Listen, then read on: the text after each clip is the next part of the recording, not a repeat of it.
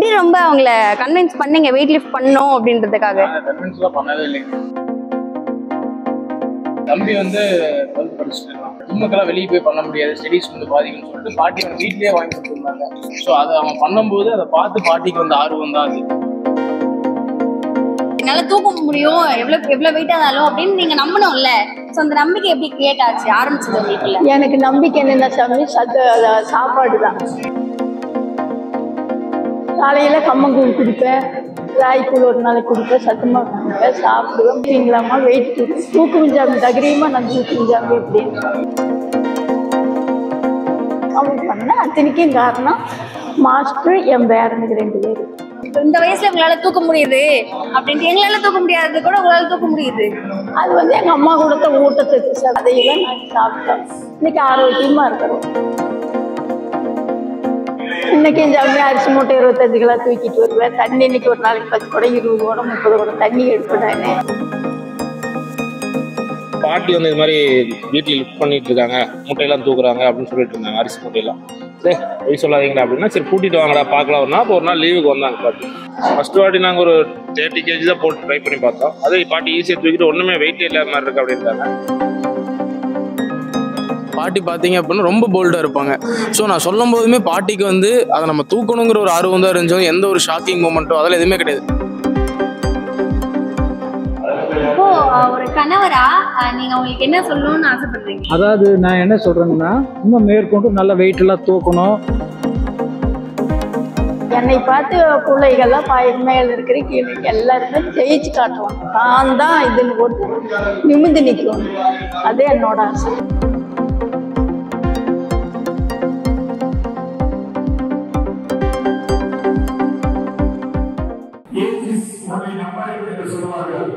வயது பொருட்டு அல்ல, வாழ்க்கையை சாதிப்பதற்கு என்ற அந்த வார்த்தை ஊடகத்தில் வயதாகி கொண்டிருக்கக்கூடிய திட்டமானவர்கள்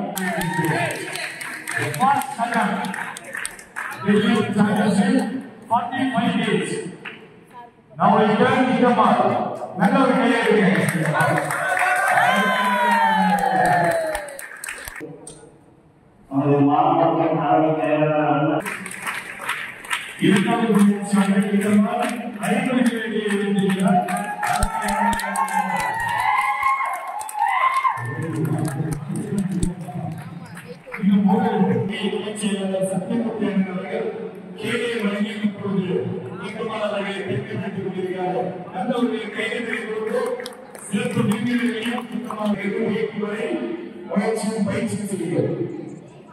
கியூப் தமிழ் நேயர்களுக்கு வணக்கம். நான் உங்க ஹரிணி திருமுருகன். இப்போ நம்ம கூட இருக்கிறவங்க ரீசெண்டா இன்ஸ்டாகிராம்ல ரொம்பவே ஃபேமஸான ஒருத்தங்க தான். ஸோ வெயிட் லிஃப்ட் பண்றது எல்லாராலையும் முடியும் அப்படின்னு அவங்க ப்ரூவ் பண்ணி காட்டியிருக்காங்க. ஸோ அவங்க கிட்ட தான் பேச போறோம். ஸோ அவங்க பேரு என்னன்னு பாத்தீங்கன்னா கிட்டம்மாள்.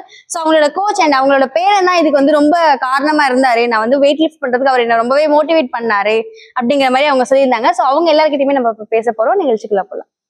வணக்கம், எல்லாரும் எப்படி இருக்கீங்க? ஓகே, நீங்க அவங்களோட கோச் அண்ட் நீங்க அவங்களோட பேரண்ட். ஓகே, எப்படி ரொம்ப அவங்கள கன்வின்ஸ் பண்ணீங்க வெயிட் லிஃப்ட் பண்ணணும் அப்படின்றதுக்காக? கன்வின்ஸ்லாம் பண்ணவே இல்லைங்க. தம்பி வந்து 12th படிச்சுட்டு இருக்கான். ஸோ ஆனால் காலேஜெல்லாம் ஜிம்முக்கெல்லாம் வெளியே போய் பண்ண முடியாது, ஸ்டடீஸ் வந்து பாதிக்கும்னு சொல்லிட்டு பாட்டி அவன் வீட்லேயே வாங்கி கொடுத்துருந்தாங்க. வெயிட்ஸு ராடெல்லாம் வாங்கி. ஸோ அதை அவன் பண்ணும்போது அதை பார்த்து பாட்டிக்கு வந்து ஆர்வம் தான் அது.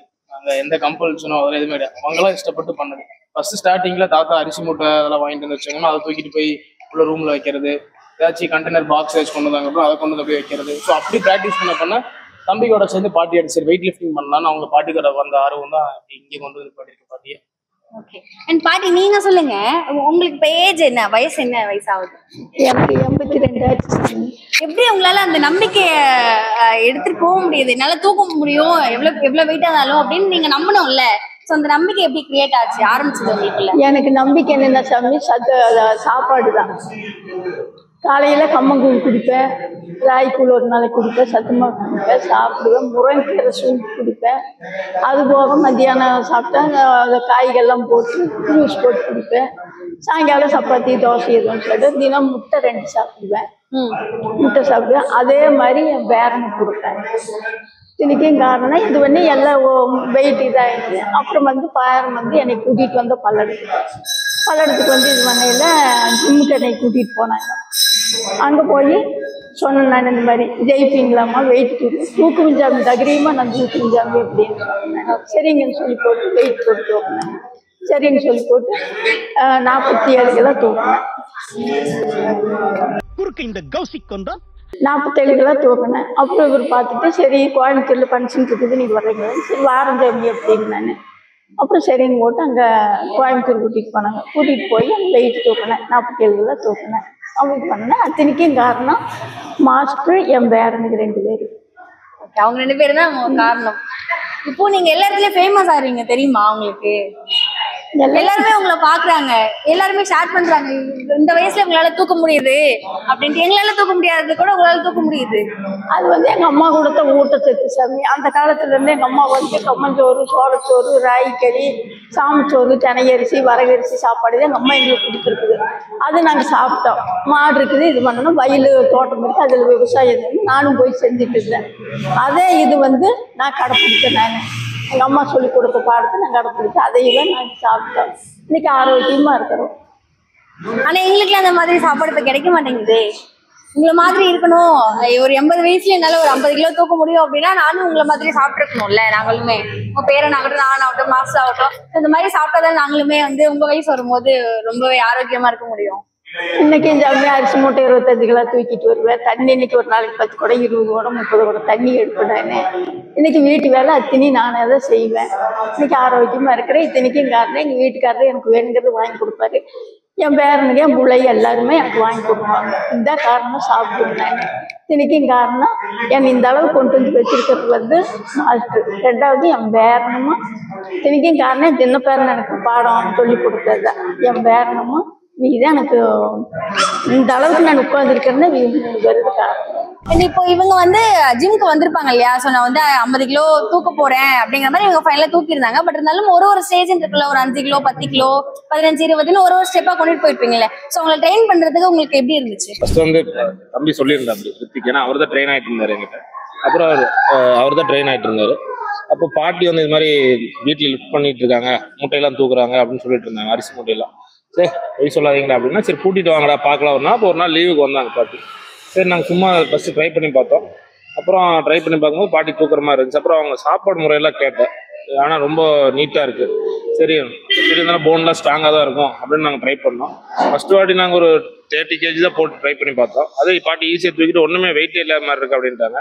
அப்புறம் கொஞ்சம் கொஞ்சமாக கொஞ்சம் ட்ரைனிங் எல்லாம் பண்ணி அதுக்கப்புறம் ஸ்டார்ட் பண்ணி மேட்ச்சுக்கு போனோம். ட்ரெயின் பண்ண உங்களுக்கு ரொம்ப கஷ்டமா? ஈஸியா? கஷ்டமெல்லாம் ஒன்றும் கிடையாது. அவங்க ஏஜ் தான் எங்களுக்கு கொஞ்சம் பயமா இருந்துச்சு ஃபர்ஸ்ட். அப்போ பாட்டி இப்போ அசால்ட்டா இருக்கிறாங்க. 50 kg, 82 years 50 kgல யாருமே இந்த சவுத் இந்தியாலே யாரும் பண்றது இல்லை. இப்பெல்லாம் பாட்டி வந்து பண்ணிட்டு இருக்காங்க. என்னோட உணவு வந்துட்டு ரொம்பவே சப்போர்ட் பண்ணுச்சு அப்படின்னு சொல்லிட்டுல, கம்மங்கூழ் எடுத்துட்டேன், களி சாப்பிட்டேன், கீரை சாப்பிடுவேன், முட்டை சாப்பிடுவேன், இதெல்லாமே அவங்க சொல்லியிருந்தாங்க இல்லையா? ஸோ அந்த மாதிரி இப்போ ஜென்ரலா வராங்க இல்லையா, இப்போ யங்ஸ்டர்ஸுமே நிறைய பேர் ஜிம்க்கு வராங்க இல்லையா? ஸோ அவங்களுமே அந்த மாதிரி ஃபுட்டு ரெகுலரா எடுத்துக்கணுமா? இந்த மாதிரி நம்ம ஒரு வயசானதுக்கப்புறமும் ஆரோக்கியமா இருக்கும். இப்போ இவங்க வந்து ஆரோக்கியமா இருக்காங்கன்னா அவங்க வேலையை அவங்களே பண்ணிக்கிறாங்க. அப்புறம் ஃபுட்டு அதே மாதிரி கரெக்டாக அவங்க சாப்பிட்டு இருந்துக்கிறாங்க. அவங்க வீட்டு வேலையை அவங்க இப்போ இருக்க ஜென்ரேஷன்ல அந்த மாதிரிலாம் யாரும் பண்ற மாதிரி. நமக்கே ஒரு மளிகை கடை வீட்டு பக்கத்துலேயே இருக்குன்னா வண்டி எடுத்தா போகணும்னு தோணும். ஆமாம், அதனால ஃபுட்டுமே அதே மாதிரி ப்ராப்ளமாக இருக்குது. ஏன்னா ஜங்க் ஃபுட்ஸ் நிறையா வந்துருச்சு. அப்புறம் நிறைய ஸ்நாக்ஸ் எல்லாம் ஏகப்பட்டது சாப்பிட ஆரம்பிச்சிடறாங்க. ஏன்னா இப்போ அந்த மாதிரி இருந்தால் பசங்க எல்லாருமே ஒபிசிட்டிக்கு வந்துடுறாங்க. இப்போ ஜிம்முக்கு வராங்கன்னா ப்ராப்பர் நியூட்ரிஷன் இருக்கணும், அப்போ தான் வரும். ஏன்னா பாட்டி ஃபஸ்ட்டு நான் முட்டை டெய்லி சாப்பிட்ருக்கேன். ஃப்ரைடேயோ சாட்டர்டே சாப்பிட மாட்டாங்க பாட்டி. ஏன்னா இந்த வயசுல அவங்க சாப்பிட்டு இருக்கும்போது பசங்க எல்லாம் சாப்பிட மாட்டாங்க யாருமே. ஏன்னா இப்போ எக்ஸசைஸ்னு வந்துச்சுன்னா நம்ம நியூட்ரிஷன் ரொம்ப முக்கியமாக இருக்கும். நீங்க சொல்லுங்க, இப்போ பாட்டி வந்துட்டு நீங்க இப்படி வெயிட் லிஃப்ட் பண்ண போறீங்க அப்படின்னு நீங்க அவங்க கிட்ட போய் சொல்லும் போது அவங்களோட ரியாக்ஷன் என்னவா இருந்துச்சு? பாட்டி பார்த்தீங்க அப்படின்னா ரொம்பவே போல்டா இருப்பாங்க. அவங்களோட எனக்கு வயசு அறிஞ்சு நான் பார்க்கறது இருந்துமே பாட்டி பார்த்தீங்க அப்படின்னா ரொம்ப போல்டாக இருப்பாங்க. ஸோ நான் சொல்லும் போதுமே பாட்டிக்கு வந்து அதை நம்ம தூக்கணுங்கிற ஒரு ஆர்வம் தான் இருந்துச்சோ, எந்த ஒரு ஷாக்கிங் மூமெண்ட்டோ அதெல்லாம் எதுவுமே கிடையாது. நம்ம போகிறோம், தூக்குறோம், வின் பண்ணோம் அப்படிங்கிற ஒரு ஆர்வம் மட்டும்தான் இருந்துச்சு. அந்த இடத்துல நான் ஒரு ஆர்வத்தை பார்த்தேன். அவங்க சப்போர்ட் பண்ணாங்களா அதுக்கு நீங்க சொல்லும் போது? நாங்கள் பாட்டி இந்த மாதிரி வெயிட்டு தூக்கணுமே மாஸ்டர்கிட்ட சொன்னோன்னே மாஸ்டர் வந்துட்டு பாட்டி ரெடி பண்ணிட்டு காம்படிஷன் போகலாங்கிற எங்கள் ஆக்சுவல் பிளானே அதுதான். எங்கள் ஃபார்வர்ட் மூவே அதுதான். ஃபர்ஸ்ட் நீங்க ஐஎஃப்எஃப்ல கலந்துக்கிட்டீங்க இல்லையா? சோ அதுலயுமே வந்து 5th பிளேஸ் வந்திருந்தீங்க அப்படின்னு சொன்னாங்க. சோ இப்போ இங்க கலந்துக்கிட்டீங்க. சோ அதுலயுமே நீங்க வின் பண்ணிருக்கீங்க. சோ இந்த வயசுல நம்ம இன்னும் ஜெயிச்சிட்டே இருக்கோம் அப்படிங்கிறது ரொம்ப ஒரு பெருமையான விஷயம் இல்லையா? சோ உங்களை பொறுத்தவரை உங்களோட கருத்து என்ன அதை பத்தி சொல்லுங்க. முடிஞ்ச அளவுக்கு ஜெயிக்கணும்னா எனக்கு என்ன மாதிரி இருக்கிறவங்களும் நல்லா ஜெயிச்சு இது பண்ணணும். எதுவுமே இதாக போகக்கூடாது. தானே ஊனி தானே எந்திரிக்கணும், ஜெயிச்சு காட்டணும். அதுதான் என்னை பொறுத்த அளவுக்கு. அதுதான் என்னை பார்த்து பிள்ளைகள்லாம் மேல இருக்கிற கீழே எல்லாருமே ஜெயிச்சு காட்டணும். தான் இதுன்னு போட்டு நிமிந்து நிற்கணும். அது என்னோட ஆசை. வயசு இருக்காங்க இல்லையா, சோ அவங்க எல்லாருக்கும் நீங்க என்ன சொல்லணும் அப்படின்னு விரும்புறீங்க? எல்லாத்துக்கும் என்ன சொன்னா, என்ன மாதிரி நல்லா நான் 82 வயசுல இந்த அளவுக்கு இருக்கிறேன். நீங்க எல்லாம் இன்னும் நல்லா சாப்பிட்டு இன்னும் நல்லா முன்னேறணும், நாட்டுக்கு பெருமை வாங்கி கொடுக்கணும். ஓகே, இப்ப நீங்க பண்ணதுமே நாட்டுக்கு பெருமை தானே, நம்ம ஊருக்கு பெருமை தானே சாமி. எங்களுக்கு பெருமை இருந்தாலும் நீங்க எல்லாம் இன்னும் நீங்க ஜெயிக்கணும், எதுவுமே ஜெயிச்சு முன்னுக்கு வரணும். அதுதான் என்னோட ஆசை. ஓகே, இப்ப எங்க வயசுல இருக்கவங்களுக்கு இதெல்லாம் சாப்பிடணும், இதெல்லாம் சாப்பிடக்கூடாது அப்படிங்கிற மாதிரி ஒரு சில விஷயங்கள் சொல்லுங்க. இதெல்லாம் சாப்பிடணும். எங்க அம்மா சொல்லி கொடுத்த பாட நான் சாப்பிட்டேன், நான் சொல்லி கொடுக்குற பாட என் பேரனுக்கு சாப்பிடுவேன். நீங்க அதே மாதிரி நீ எனக்கு பேருதான். நீயும் காலையில கம்மங்கூழ், ராய்க்கூழ், சத்து மாவு கஞ்சி, முருங்கீரை சூப்பு, சாப்பாடு, பொரியல், முட்டை, முந்திரி பருப்பு, திராட்சை, பேரிச்சம்பழம் இதெல்லாம் நீங்களும் சாப்பிடணும். சாப்பிட்டா தான் ஆரோக்கியமா இருக்க முடியும். அப்போ உங்க வயசு வரைக்கும் நாங்க நல்லாவே இருக்க முடியும். யாரும் வந்தாலும் சண்டை போடுற அளவுக்காக எங்களுக்கு சக்தி இருக்கும் இல்லையா. சோ என்னன்னால நாங்க சாப்பிடக்கூடாது, நாங்க சாப்பிடக்கூடாது அப்படிங்கறதான் நாங்க சாப்பிட்டுட்டு இருக்கோம்.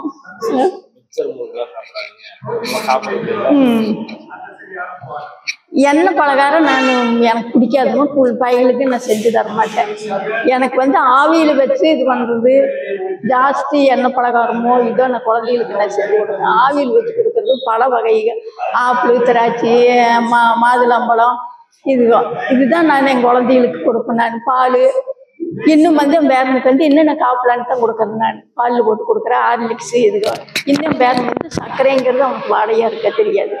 அந்த அளவுக்கு தான் நான் கொடுத்துட்டு வரேன். அதே மாதிரி நீங்களும் சாப்பிடுங்க, ஆரோக்கியமா இருக்குங்க. முதல்ல எண்ணெய் பலகாரம் கம்மி பண்ணிக்கணும். அதுதான். கடையில வெளியே ஜாஸ்தி சாப்பிடுறதும் நம்ம குறைச்சிக்கணும் இல்லையா.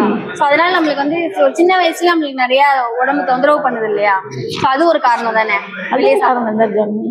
எதுக்கு நம்ம வீட்லயே நம்ம காப்பி போட்டு ஆக்கணும், சாப்பாடு செஞ்சோம்னா நம்மளால முடிஞ்சது செஞ்சு நம்ம சாப்பிட வேண்டியதை. கடையில சாப்பிடலாம், முடிஞ்ச அளவுக்கு நம்ம வெளியே போற சாப்பிட்டு தான் ஆகணும். சாப்பிடலாம் ஒரு அளவு. ஓகே, இப்போ நீங்க சோசியல் மீடியா, சமூக வலைதளங்கள்ல ரொம்பவே ஃபேமஸ் ஆயிட்டீங்க தெரியுமா. சோ அவங்கள எல்லாருமே வரவேற்கிறாங்க.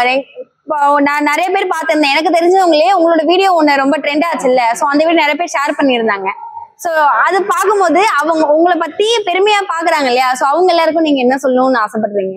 நான் என்ன மாதிரியே நீங்களும் சாப்பாடு இது சாப்பிடணும், ஆரோக்கியமா இருக்கணும். நம்ம வயசுக்கு நிமிந்து நம்ம நிக்கிறோம், நம்ம கையூனி நம்ம எந்திரிக்கணும். இந்த கை கொடுத்து தூக்கிடுன்னு நம்ம சொல்லக்கூடாது. ஆரோக்கியமா நம்ம ஜெயிச்சு காட்டணும். அதுதான் நான் சொல்றேன். நான் பாட்டி, ஒரு நாளைக்கு ஜிம்ல எவ்வளவு நேரம் இருப்பீங்க? எவ்வளவு நேரம் ஒர்க் அவுட் எல்லாம் பண்ணுவீங்க? 1/2 மணி நேரம். 1/2 மணி நேரமா? ஒரு நாளைக்கு 1/2 மணி நேரம் பண்ணுவீங்க காலையில நேரத்துல. அண்ணா நீங்க சொல்லுங்க, என்னென்ன மாதிரியான ஒர்க் அவுட்ஸ் எல்லாமே அவங்க ஜிம்ல பண்ணுவாங்க? பாட்டி டெய்லியும் கொஞ்சம் வார்ம் அப் எல்லாம் பண்ணுவோம். இந்த ஹேண்ட்ஸ் வார்ம் அப், நம்ம ஸ்ட்ரெச்சிங் எல்லாம் லைட்டா பண்ணுவோம். அப்புறம் வாக்கிங் ஒரு 10 மினிட்ஸ் 15 மினிட்ஸ் பண்ணுவாங்க பாட்டி. அப்புறம் டைரக்டா நாங்க வெயிட் ட்ரைனிங் ஸ்டார்ட் பண்ணிடுவோம். இப்போ எல்லாருமே ஒரு பயம் இருக்கும் இல்லையா. இப்போ ஜிம்ல நார்மலாவே நம்ம ஒர்க் அவுட் பண்ணிட்டு இருக்கும்போது நிறைய விஷயங்கள் நடக்குது இல்லையா, எதிர்பார்க்காத விதமா. நம்மளுக்கு பயம். இப்ப நானே ஜிம்முக்கு போனாலும் எனக்குமே ஏதாவது ஆயிடுமோன்ற பயம் இருக்கும். ஸோ பாட்டி வச்சுட்டு நீங்க ஆல்ரெடி பேசும்போது சொல்லியிருந்தீங்க, அவங்க ஃபுட் நல்லா எடுத்துக்கிறாங்கன்ற நம்பிக்கையில தான் நீங்க இவ்வளவு பெரிய காம்படிஷன், இவ்வளவு பெரிய ஸ்டேஜ் இந்த பயம் இருந்துச்சா உங்களுக்கு? இல்ல, பயம் எங்களுக்கு கிடையாது. பாட்டி ஏஜ் மட்டும் தான் எனக்கு கொஞ்சம் இதா இருந்துச்சு. 82 இயர்ஸ் அவங்க எப்படி இருப்பாங்கன்னு எனக்கு தெரியாது.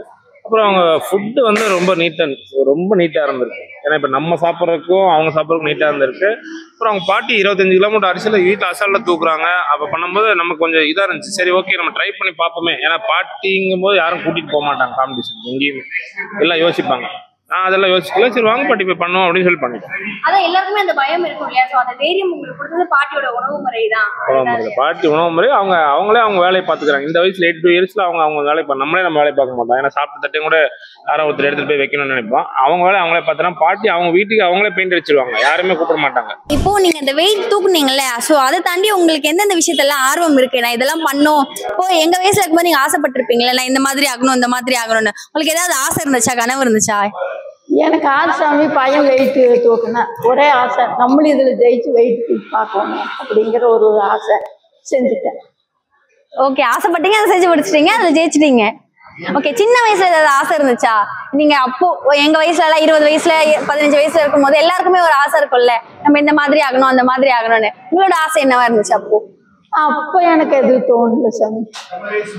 என்ன அப்பவும் நம்மளே நம்ம துடிச்சு நம்ம அதை செய்யணும், அந்த மரத்து மேலே ஏற வேண்டாம், நம்ம ஏறி பார்க்கலாம், அது ஒரு கொய்யாக்காய் கொடுங்க வேண்டாம் அதை பிடிங்கி பார்க்கலாம் அப்படிங்கிற எண்ணம் தான் தோணி. எங்கள் அப்பா சொல்லுவாங்க, நீ ஆம்பளை பையனை பிறக்க வேண்டியது, நீ பொட்ட பிள்ளைய பிறந்திருக்கிற, துடுன்னு செய்யற நீ எப்படிப்பாங்க. அது எல்லாமே எனக்கு இப்ப பயன்படுச்சு.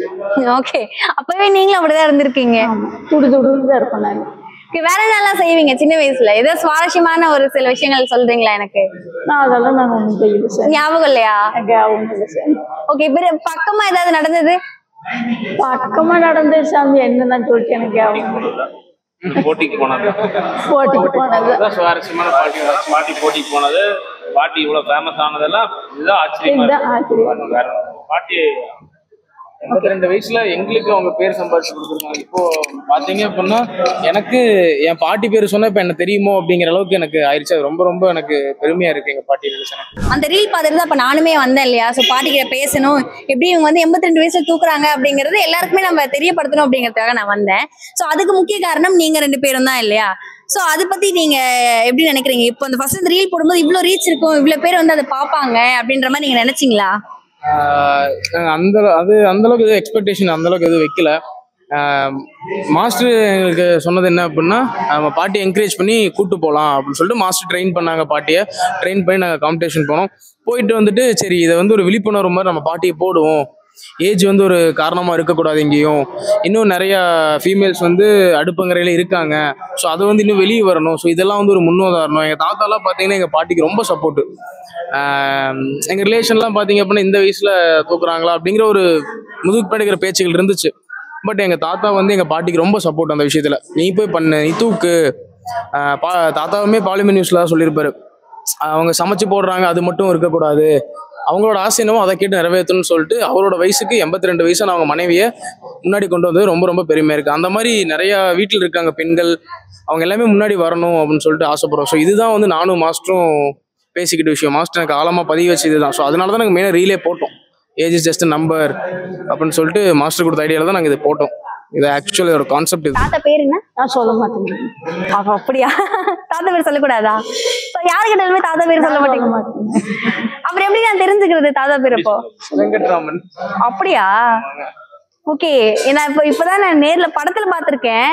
ஏன்னா கணவன் பேரு மனைவி சொல்லக்கூடாது அப்படிங்கறது நான் படத்துல பாத்திருக்கேன். எங்க பாட்டில எங்க தாத்தா பேர் சொல்லுவாங்க, பேர் சொல்லிதான் கூப்பிடுவாங்க எங்க தாத்தா, அந்த மாதிரி இருக்கும். இப்ப நீங்க சொல்றது எனக்கு புதுசா இருக்கு. டக்குன்னு ஸ்டக் ஆயிட்டு, எப்படி தாத்தா பேர் சொல்ல மாட்டேன் பேர் சொல்ல மாட்டேன் அப்படின்றீங்களா? நான் சொன்னது இல்லை சாமி. ஒரு தடவை கூட சொன்னது இல்லையா? நான் சொன்னதே இல்லை. முன்னாடி இன்டர்வியூல கேட்டாங்க, செவுத்துல எழுதி வச்சிருக்கிறேங்க போன் நம்பரு, நீங்க தாத்தா பேர் செவுத்துல எழுதி வச்சிருக்கோம். வந்தாங்கன்னா அவங்க வீட்டுக்காரர் பேர் என்ன பேரு செவுத்துல எழுதி நம்பர் கீழே எழுதி பாருங்கன்னு சொல்லிடுவாங்க. உங்களை தாத்தா எப்படி கூப்பிடுவாங்க? ஆரோட தாத்தா. தாத்தா அதான் உங்க எப்படி கூப்பிடுவாங்க கேக்குறாங்க. கிட்டுமான்னு கூப்பிடுவாங்க. ஓ, அவர் மட்டும் தான் பேர் சொல்லி கூப்பிடுவாரு, நீங்க எதுவுமே சொல்ல மாட்டீங்களா? எப்படி கூப்பிடுவீங்க அவரை? அப்படிலாம் எங்க அமிச்சி என்ன அப்படின்னா ஆக்சுவல் கான்செப்ட்னா இவங்களும் அமிச்சி ஒரு டாமஞ்சேரி. தாத்தாவும் நீங்களுமா? டாமஞ்சேரி கப்புள்ஸ் தான் நாங்கள். பேரனுங்க எங்கள் அக்கா எல்லாம் சேர்ந்து வச்ச பேர் டாமஞ்சேரி. என்ன அப்படின்னா அமிச்சி திட்டுறதும் அமிச்சியை இது பண்ணுறதும் மேக்ஸிமம் பார்த்தீங்கன்னா பாட்டி தான் டார்கெட் பண்ணுவாங்க எங்கள் தாத்தாவை. ஸோ டார்கெட் பண்ணி மாற்றி பேசுவாங்க. ஆனால் கடைசியில் ஒரு நிமிஷம் கூட தாத்தா இல்லாமல் பாட்டி இருக்க மாட்டாங்க, பாட்டி இல்லாமல் தாத்தா இருக்க மாட்டாங்க. இப்போ ஃபஸ்ட்டு காம்படிஷன் அங்கே போனப்போ மாஸ்டர் இங்கே இருந்தார், நான் சைடில் இருக்கேன், அம்மா நிற்கிறாங்க, என் தம்பி அங்கே நிற்கிறாங்க, நின்றுருக்கோம். அமிச்சி என்கிட்ட அப்பிச்சி எங்க சாமி அப்படி பாட்டிக்கு பார்த்தீங்க அப்படின்னா ஃபைனலாக தாத்தா இருக்கணும். தாத்தா எங்கே இருக்காங்களோ பாட்டியை தெரியணும். வெயிட்டு தூக்குறோமா தாத்தா பார்ப்பாங்க. நீங்க அங்க கவனிச்சீங்கன்னா தெரியும், தாத்தா கிட்ட ஒரு கண்ண சேவாச்சு கொடுத்து தான் வெயிட் தூக்கி இருப்பாங்க. இப்போ நீங்க சொல்லுங்க, நான் இப்போ பாட்டிக்கிட்ட உங்க பேர் என்னன்னு கேட்கும்போது அவங்க சொல்ல மாட்டேன் அப்படின்ட்டாங்க. ஸோ அப்போல இருந்தே அவங்க அப்படிதானா? அவங்க வந்து எப்பவுமே யார் கேட்டாலும் பேர் சொல்ல மாட்டாங்க. ஆனால் பக்கத்தில் எங்களுக்கு சொல்லி எங்கள் தாத்தா பேர் சொல்லிடுங்க அப்படின்னு சொல்லுவாங்க. அப்புறம் அவங்க சொன்ன ஒரு பாடு அவங்களுக்கு தெரியும். என் பேர் எப்பவுமே சொல்ல மாட்டாங்க. அது அவங்களுடைய பழக்கம். ஆரம்ப காலத்துலேருந்து அந்த காலகட்டத்திலேருந்து அதே பழக்கம். காரணம் என்னன்னா, அந்த காலத்துலலாம் அப்படித்தான் புருஷன் பேர் சொல்ல மாட்டாங்க. அந்த காலகட்டத்தில் இருந்ததுனால அந்த பழக்க வழக்கங்கள் அப்படியே இருக்குது. அவங்க அம்மா காலத்துலேருந்து அவங்க அப்பா காலத்துலேருந்து எல்லாமே பழைய நாகரிகங்கள் எப்படியோ அந்த நாகரிகம் தான் இப்போவும் கரெக்டாக அதை கடைப்பிடிக்கிறாங்க. அதுபடி இப்போ எல்லாம் நடந்துட்டு இருக்காங்க. பேரனுக்கும் பேத்திகளுக்கும் பிள்ளைகளுக்கும் அதைத்தான் சொல்லுவாங்க. இப்படி இப்படி இருக்கணும், இப்படி இப்படி பண்ணணும், ஒரு நோம்பி வந்து அப்படி சாமி கும்பிடணும் இப்படிங்கிறது பழக்க வழக்கம் சொல்லிட்டு அது மாறாமல் இருக்கிறதுக்காக பேரன் வந்து எல்லா குழந்தைகளுக்கும் அதான் சொல்லிட்டு வராங்க. வெயிட் தூக்குனாங்கல்ல, ஸோ இது பார்க்கும்போது உங்களுக்கு எவ்வளவு சந்தோஷமா இருந்துச்சு? அதாவது காரணம் என்னங்கன்னா, இது வெயிட் தூக்குறதுனால எனக்கு ரொம்ப சந்தோஷம். காரணம் என்ன, அதாவது எங்கள் பேர குழந்தைங்க ரெண்டுமே அதாவது ஜிம்முக்கு போயிட்டு இருக்காங்க. ஜிம்முக்கு போய் மாஸ்டர் வந்து சொல்லி கொடுத்து எல்லாம் இது பண்ணி பழக்கம் வந்து எனக்கு அது தமிழ்நாடு லெவலில் ப்ரைஸும் மெடலும் மாஸ்டர் மூலிமா எல்லாமே நல்லது நடந்துருக்குது. அதனால் வந்து இது திருப்பி இன்னும் வளர்ச்சி ஆகணும், இன்னும் நல்லா இது பண்ணி இருக்குன்னு சொல்லி போட்டு நாங்கள் ரொம்ப வேண்டுறோம். இப்போ அவங்களும் ஜிம்முக்கு போகிறாங்க. எங்கள் வீட்லேயும் பேர பசங்க கூட்டினா லீவுனால ஸ்கூல் லீவுனால இங்கே மக வீட்டில் தான் இருக்கிறோம் பல்லடத்தில். அதனால் பசங்க பேர பசங்க ஜிம்முக்கு கூட்டிகிட்டு போவாங்க. தொடர்ச்சியாக வந்து அது என்னென்ன தூக்கணும் எது தூக்கணும் கரெக்டாக சொல்லிருப்போம். அது மாதிரி எங்கள் வீட்டில் எல்லாம் செஞ்சு கொடுத்து மாதம் சொன்னபடி செய்யுங்காட்டி எல்லா இடத்துலையும் ப்ரைஸ் வாங்குறாங்க. அவர் தான் அதுக்கு மெயின் காரணம். ஒவ்வொரு இடத்துக்கு போகிறதுக்கு இன்றைக்கி பாட்டி இந்தளவுக்கு பெரிய ஒரு லெவலில் வந்து அதாவது எல்லாமே பாராட்டக்கூடிய விஷயம் நடக்குதுன்னா அதுக்கு மெயின் பாயிண்ட் வந்து மாஸ்டர். இது இப்படி இப்படி பண்ணணும் பாட்டி, இப்படி இப்படி செய்யணும், இப்படி இப்படி சொன்னீங்கன்னா உங்களுக்கு இன்னும் நல்லா பேர் கிடைக்கும், புகழ் கிடைக்கும். இந்த வயசில் உங்களுக்கு பேரும் புகழ் கிடைக்குதுன்னா அதாவது எங்களுக்கெல்லாம் ரொம்ப சந்தோஷம் பாட்டி. இன்னும் மேலும் நீங்கள் நல்லா வளர்ந்து இன்னும் வெயிட்டெல்லாம் தூக்கணுங்கிறது மாஸ்டருடைய ஆசை. அதேமாதிரி பேர குழந்தைகளுடைய ஆசை அதுதான். இப்போ ஒரு கணவரா நீங்க அவங்களுக்கு என்ன சொல்லணும்னு ஆசைப்படுறீங்க? அவங்க கிட்ட சொல்லுங்க. அதாவது நான் என்ன சொல்கிறேங்கன்னா, இன்னும் மேற்கொண்டு நல்லா வெயிட்டெல்லாம் தூக்கணும், நல்லா இது பண்ணணும், நல்லா சாப்பிடணும். வாங்கிட்டு வந்து கொடுக்குற பொருள் அப்புறம் சாப்பிட்றேன் இப்புறம் சாப்பிட்றேன்னு சொல்லப்போ நல்லா சாப்பிடணும். சாப்பிட்டா தான் இன்னும் வெயிட் தூக்க முடியும். இந்த மாதிரி இதுக்கெல்லாம் உடம்புல பலம் வேணும். பலம் வந்தால் தான் இந்த மாதிரி காரியமெல்லாம் பண்ண முடியும். அதனால் வந்து கொடுக்குறது வந்து வேண்டான்னு சொல்லாமல் சாப்பிடணும். நானும் வாங்கிட்டு வந்து கொடுத்துட்ருக்குறேன். இந்த வெயிட் தூக்குறதுல இன்னும் கொஞ்சம் கூடவான சத்துள்ள பொருள்லாம் வாங்கிட்டு வந்து கொடுக்குறேன். இதெல்லாம் விரும்பி சாப்பிட்டாங்கன்னா இன்னும் கொஞ்சம் நல்லா வெயிட்டெல்லாம் தூக்கலாம், இன்னும் உடம்பு இன்னும் ஆரோக்கியமாக வச்சுக்கலாம். இதெல்லாம் எனக்கு விருப்பம். இப்போ நிறைய இடத்துல நீங்க பார்த்துருப்பீங்க.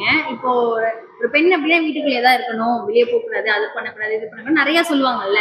ஆனா நீங்க எப்படி அவங்கள வந்துட்டு அனுமதிக்கிறீங்க, நீங்க போய் அதை பண்ணணும் சாதிக்கணும் அப்படின்னு? அதாவது நான் ரிட்டையர்ட் ஆகிட்டுங்க. என்ன பண்ணிட்டு இருந்தீங்க? நான் ஜிஹெச்சில் கவர்மெண்ட் ஹாஸ்பிட்டலில் ஒர்க் பண்ணிட்டு இருந்தேன். இப்போ ரிட்டையர்ட் ஆகிட்டேன். ரிட்டையர்ட் ஆன பிற்பாடு நான் வீட்டில் தான் இருக்கிறேன். எனக்கு என்ன வேணுமோ ஏது வேணுமோ எல்லா சாப்பாடெல்லாம் செஞ்சு கொடுப்பாங்க.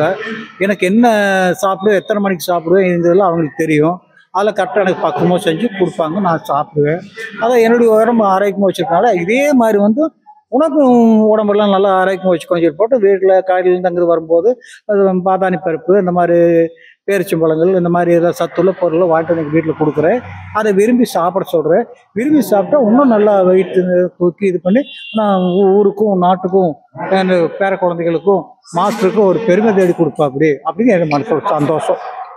அவங்க உங்களுக்கு மட்டும் இல்ல எல்லாருக்குமே பெருமை சேர்த்து கொடுத்துருக்காங்க. எனக்கு ரொம்ப ஒரு ஆச்சரியமான விஷயம் அவங்க பண்ணது.